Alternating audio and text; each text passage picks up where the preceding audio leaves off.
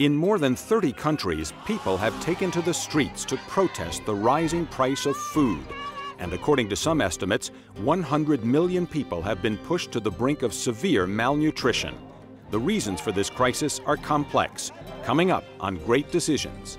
In a democracy, agreement is not essential, but participation is. Join us as we discuss today's most critical global issues. Join us for Great Decisions. Great Decisions is produced by the Foreign Policy Association, inspiring Americans to learn more about the world. Funding for Great Decisions is provided by the Star Foundation. Great Decisions is produced in association with the University of Delaware. In Egypt, army units are baking bread for the poor. Kazakhstan is hoarding sunflower seeds. And in Mexico, office workers are cutting back on tortillas. While no place has been immune to the food crisis, it is vast numbers of poor who are suffering the most by far. I've called the food crisis the perfect storm because it has so many factors coming together. Some describe the crisis as a toxic mix of market failures, political gridlock, and environmental stress. But what are the actual causes? Food production costs have soared. In the first half of 2008, U.S. farmers saw fuel prices jump 40% and fertilizer go up 60%. But a report by the World Bank says the biggest factor driving 75% of the increase was biofuels, crops like corn and soybeans being used to power a new generation of cars and energy equipment instead of feeding hungry mouths. To use 30% of the U.S. maize production for biofuel, frankly speaking, is not very helpful. Others say the real culprit is global prosperity. The growing ranks of middle-class steak eaters in China and India. It's a good thing. We like to see increasing consumer demand and increasing disposable income so that people begin to buy more food. With every extra pound of porterhouse requiring 7 extra pounds of feed, the worldwide demand for grains has soared. Then there's the issue of subsidies. In the U.S., as well as the EU, Japan, and other wealthy nations, the government effectively pays farmers to grow crops. This keeps the farms afloat, but drives small farmers in poorer countries out of business. Meanwhile, protectionist policies aren't helping things. Pakistan has clamped down on exports. The Philippines is stockpiling rice. As a result of all this, humanitarian aid agencies are struggling to replenish emergency stocks. 50 cents a day, $50 a year to save a child and their family and get them educated and fed. To me, those are possible, tangible numbers. How big is the problem, and what can be done to curb skyrocketing food prices? Running Out, the global food crisis, coming up next on Great Decisions.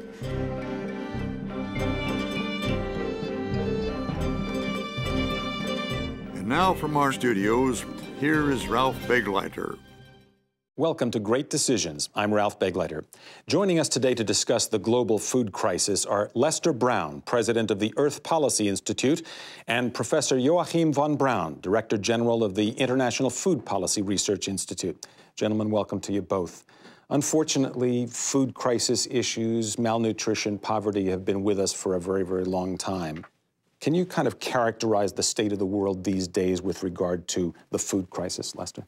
Well, for some decades after World War II, indeed up until the last few years, the number of hungry people in the world was declining. Now it's turned up, and it's projected to go up even further. We're facing what some have referred to as a perfect storm in the world food economy. On the demand side, we're continuing to add 70 million people a year. You don't have to be an agronomist to know if you do that long enough, you'll eventually be in trouble.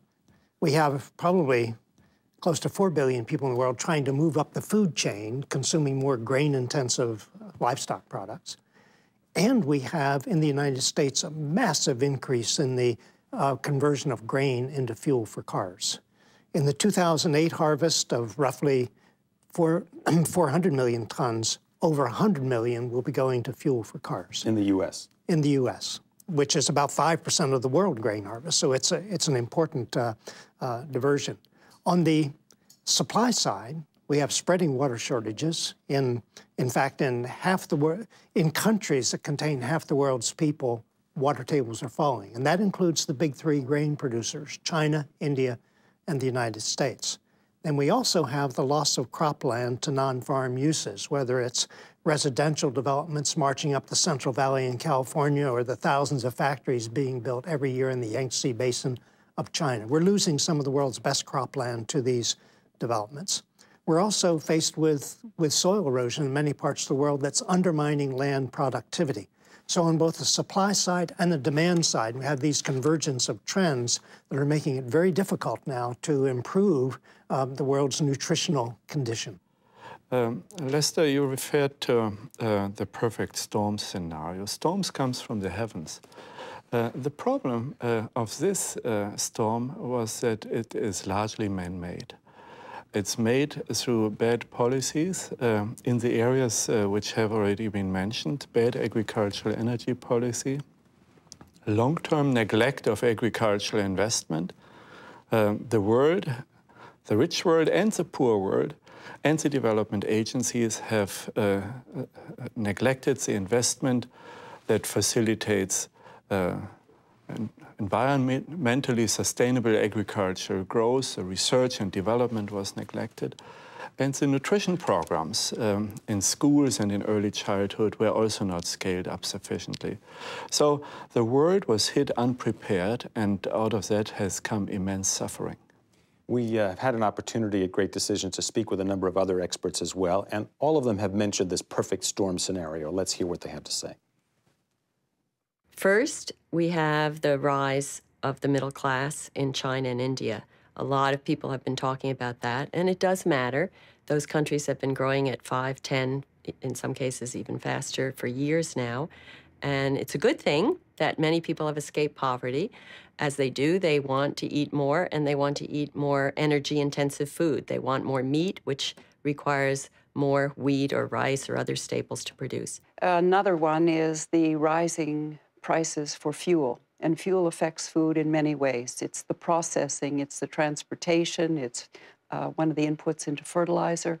So it increases the costs of all of the areas around food. Unfortunately, since about 2005, productivity is coming down every single year. And part of it is because we don't use all the technology which is available. These things came together to start driving up the price of food more quickly than we've ever seen before in history. Now, I think what many people would find interesting here is that suddenly the United States and other wealthy Western nations, industrialized nations, are in the same crisis mode as countries that I think people in the Western world would have said, no, they're in a different world. But suddenly people in China and the United States are having the same problem. People in India and the United States are having the same problem with food. Does this create a common interest to solve the problem, or are there forces that are sort of working against solving the problem? Joachim? It's interesting to note that China and India have responded first, before the West and before the development agencies have responded. They have increased their agricultural investments quite dramatically, with 20 to 30% each in 2008. The planning for that started in 2007, when most of the industrialized nations were still hoping it would go away. And so they were planning to act when the G8 meeting took place in 2007, and this wasn't on the agenda yet. It came to the G8 agenda in 2008, really, only. Lester? What about this issue of the rich and the poor kind of feeling it together in some strange ways? The straw that broke the camel's back in this perfect storm scenario we've been talking about is the massive diversion of grain to fuel for cars in the United States. That has, the fact that we can now convert grain into oil, in effect, grain into ethanol, has tied the price of grain to the price of oil. And as the price of oil goes up, the price of grain follows. If the food value of a grain drops below the fuel value, the market will move that grain into the energy economy. What we are now seeing is competition between the 860 million people in the world who own automobiles and who want to maintain their mobility, and they don't much care where the fuel comes from, who are competing with the 2 billion poorest people in the world who are trying to get enough food to sort of keep body and soul together. When you look at the average incomes of these two groups, the average income of those who own automobiles in the world is somewhere around $30,000 a year. The average income of the poorest 2 billion people in the world is more like $3,000 a year. So we can see that's not a very even competitive playing field. And unless we can address this issue, and the European Parliament already has, they've reduced the renewable fuel standard from 10% to 5% to reduce pressure on converting agricultural commodities into fuel. We haven't done that yet in the United States, but that's something we need to do. Am I wrong, or aren't we still producing more food in the world than there is a need for, than there is a demand for? Actually, we need to be specific what we mean by food. If we mean calories, Ralph, you're right. There are enough calories going around in the world to feed everyone. But if we are talking healthy diet with sufficient micronutrients, vitamin A, iron, and so on, we don't have enough going around, even if we would split it up equally. There are about 2 billion people who suffer from this type of hunger, micronutrient, we call it silent hunger, deficiencies. So we need to increase productivity, but not just for the bare minimum, the bread and the rice. We need to increase productivity along the whole food chain, and for producing quality diet, which is affordable for poor people. And that requires a different approach, a much more complex green revolution today than simply increasing the pile of rice. We don't have the right instruments in place for that at this stage. The research and development investments of private and public sector are too small. You know, both of you have talked about market forces in the last few minutes, and that puzzles me a little bit. I mean, people used to say, well, the market will solve these problems. If there's more food, it'll go to places that need the food, so on and so forth. But the market seems to be actually acting perversely in this situation. It's exacerbating the problem rather than helping it. Well, Joaquin mentioned the enormous difference in incomes between the wealthy countries and the poor countries. But beyond that, when I buy a loaf of whole wheat bread in the local supermarket in Washington, D.C. for $3, it has maybe 30 cents worth of wheat in it. If the price of wheat doubles, the loaf goes up to $3.30. I may complain, but it doesn't threaten my survival. But if you live in India or Pakistan and you buy wheat in the market as wheat, bring it home and grind it into flour and make chapatis, if the price of wheat doubles, your food price doubles. So we're insulated by a lot of processing and in-between things, but people in developing countries are not. They buy rice as rice and wheat as wheat, corn as corn or cornmeal. The other thing to keep in mind, just to sort of bring the food versus fuel thing down to the micro level, the grain required to fill one SUV tank, 25-gallon tank, with ethanol will feed one person for a year.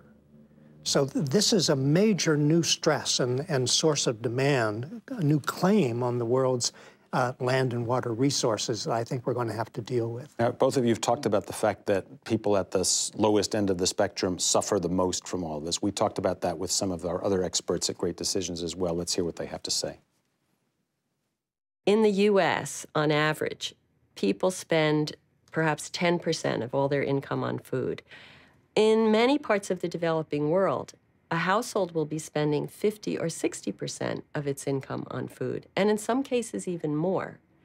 If food prices go up by 50%, there just isn't that much room to ensure that people can feed their children. What that means for many people is they've gone from 3 meals a day to 2 meals a day, now to 1 meal a day, and they've lost all the nutrition content in their diet. We used to invest heavily in agriculture. We became complacent because food prices were low around the world and it was available and affordable But now we've had a very strong wake-up call. Rising prices in many of the food staples and a lack of availability and accessibility for many of the most vulnerable and for the poor, and particularly in Africa. It affects so many levels. You know, there are families with AIDS who can't take the medicine if they don't have food, because the medicines are too powerful for their immune system to be able to be handled on an empty stomach. The children can't focus in class if they haven't been fed properly. People just basically can't survive. Let me focus on an area in poor countries that I don't think we've really touched on here today, and that is not so much the issue of whether they can get the food, but the question of whether they can continue their own food production operations. There are some countries where the economies are essentially almost totally dependent on food production. Now they find themselves in competition with agribusiness elsewhere in the Western world. They can't even sell their food products if they wanted to improve their own economies. How much of a problem is that in the poorest countries of the world? We need a much greater investment in agriculture, as Joachim has been saying and as he's been writing for some years now. And we need to focus on agriculture to get the right policies in place. In the West or in poor countries? Both, but particularly in poor countries. I remember India, 1965, monsoon failure. We had to ship a fifth of the U.S. wheat crop to India to avoid famine. But then there were a number of reforms. They had a ceiling price in agriculture to hold commodity prices down, which discouraged investment. They switched to a support price so farmers would know they'd get a minimum price when they harvested their crops, and they invested heavily. India doubled its wheat harvest in 7 years. No country has ever doubled the production of a major crop in such a short period of time. But there was, again, a perfect storm of things coming together. The high-yielding wheats and rices, the dwarf wheats and rices, expanding fertilizer use, farmers drilling irrigation wells by the millions, everything coming together to expand production. That was the first green revolution that Joachim referred to. Now we're talking about a second green revolution, but it's not quite clear where the technologies will come from to get those quantum jumps of the sort we got back then. Joachim, are countries going to be able to, are poor countries going to be able to invest in the kind of technology, agriculture technology that they need, and then are they going to be able to sell their products? You see, the great decision which is really necessary is in poor countries to focus a lot more on agriculture and on nutrition. The same as was mentioned by Henrietta Fore in her statement, the development aid agencies have to come back to that agenda or move forward to that agenda. And that is no miracle to move in that direction. It takes about 10% of budget, of government budgets, in order to accelerate agriculture growth. It takes about $14 billion a year of international development aid. $14 billion sounds like a big number, but compared to any other expenditures which the US or any industrialized nation spends. So that's needed in order to avoid what Josette Chiron said, to get out of this vicious cycle of smaller and smaller and less healthy diets. The developing countries, especially Africa, have shown some progress, actually, with agricultural productivity growth in the years 2007 and 2008. African agriculture grew by 5, 6, 7% over the last 3 years. It came up. So we have to let these incentives work. Public investment has to come and accelerate the agricultural growth, and we need a dual strategy. We all have simultaneously to facilitate the improved nutrition program. So it's not only agriculture which is needed to grow us out of the crisis, but it is also the public investments in health and nutrition. I just want to touch again on a point both of you have made already, and that is the competition between environmental issues and food prices issues. For the first time, really, I guess we're seeing those things working at cross purposes with one another. Is that going to make it harder in the West to persuade people that, no, they shouldn't use a bushel of grain to fuel their SUV, and that they should focus on food issues rather than on energy issues? Well, we need to focus on energy issues to get carbon emissions down, because climate change is one of the wild card in the food security deck, and it's very difficult to anticipate. But the idea that there's competition between meeting environmental goals and meeting food and nutrition goals is not real. If we can't protect agriculture's support systems, soils and aquifers and grasslands and so forth, then we won't be able to reach our nutrition goal. Let's talk about solutions a little bit. If the crisis is worse than ever, who does hold the key for this, solving the problem of food for the people and the poorest nations who can't do it for themselves? Let's hear what some of our experts have to say about that.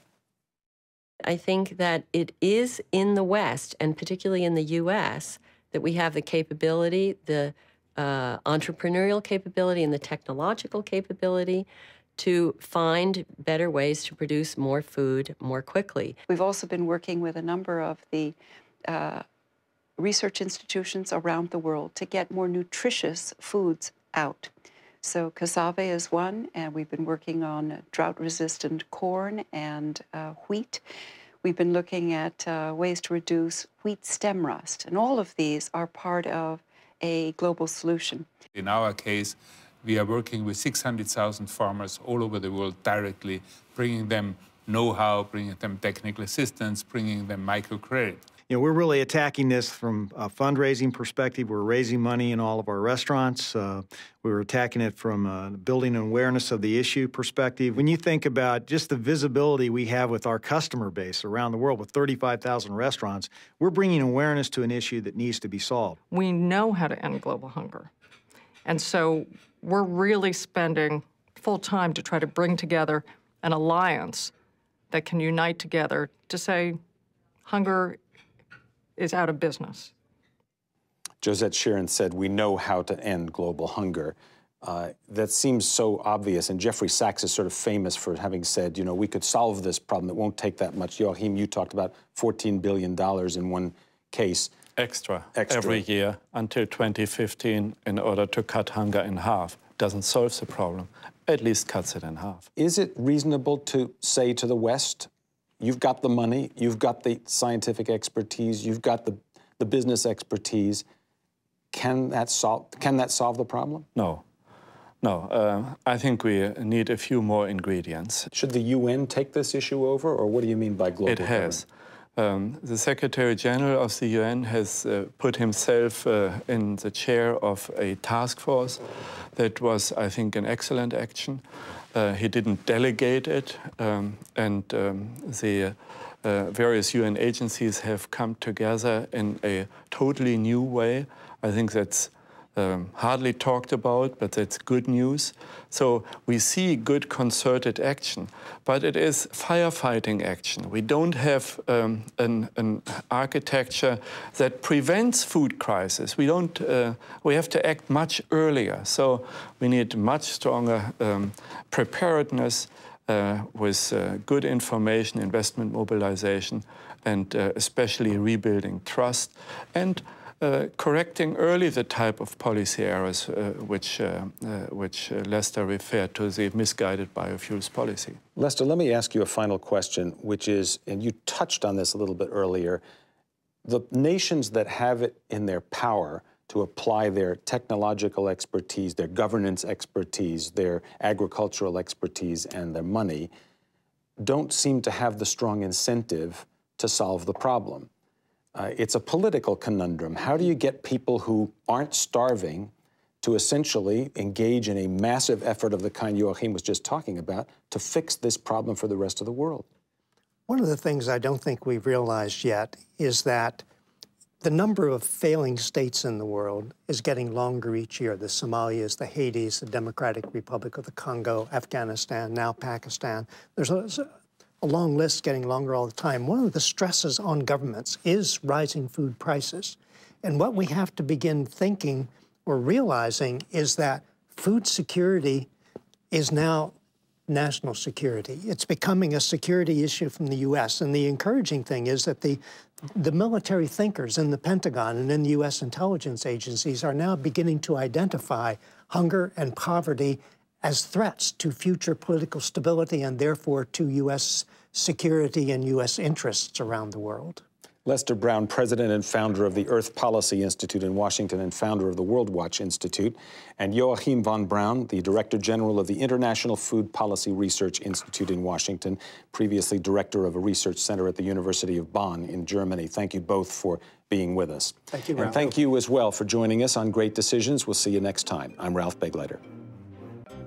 To learn more about topics discussed on Great Decisions, visit our website at www.greatdecisions.tv. To order a copy of the Great Decisions Briefing Book, a DVD set of this series, or join a Great Decisions discussion group in your area, contact the Foreign Policy Association.